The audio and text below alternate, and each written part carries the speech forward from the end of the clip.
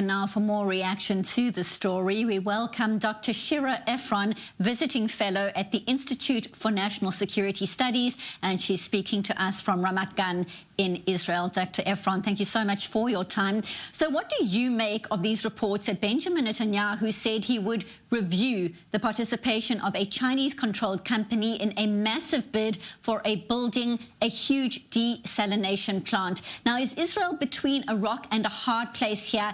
Can it afford to let this deal go, so to speak, to make Washington happy? Good evening, and thank you for having me. I think, first of all, that it was a good call on the part of the Israeli government to say that it will review the final stage of a tender that was issued a long time ago. Israel does not have to let go of the deal, but it definitely has to review this deal for its national security implication. Israel can certainly can afford to let go of a deal, because Israel has other capabilities for power desalination. I only wish that it would do so in advance and not only in response to U.S. pressure. Why do you say that? Why would you want Israel to do that in advance? What are your reasons? So it's not about the specific deal. It's not about the specific company, that it's a Chinese company.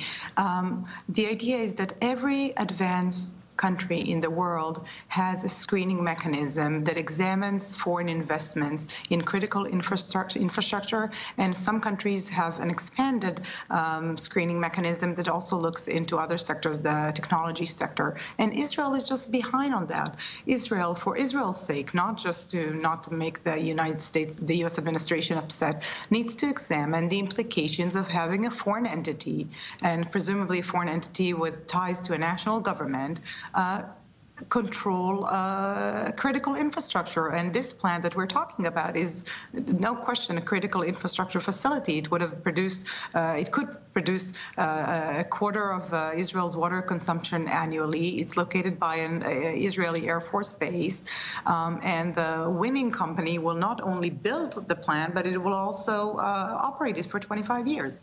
So I think those investigations and those examinations have to take place without, the sort of like without raising U.S. irk.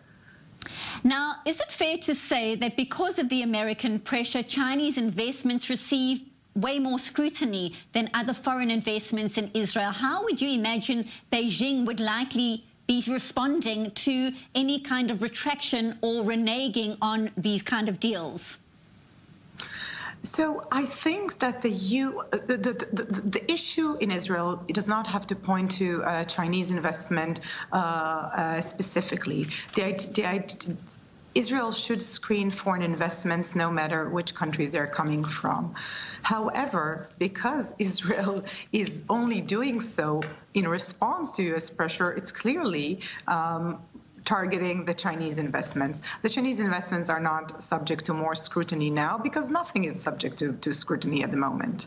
However, by U.S. pressure on Israel, and Israel responding to pressure, it's drawing fire and putting the focus on China. I think it's honestly probably something that's very unpleasant for the government in Beijing to see, that Israel is only examining investments that are made by Chinese companies. And this goes back to my first point.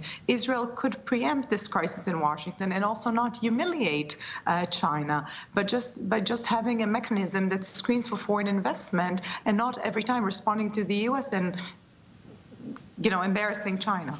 Thank you so much for that insight, Dr. Shira Efron, speaking to us live from Ramat Gan here in Israel. We appreciate your time.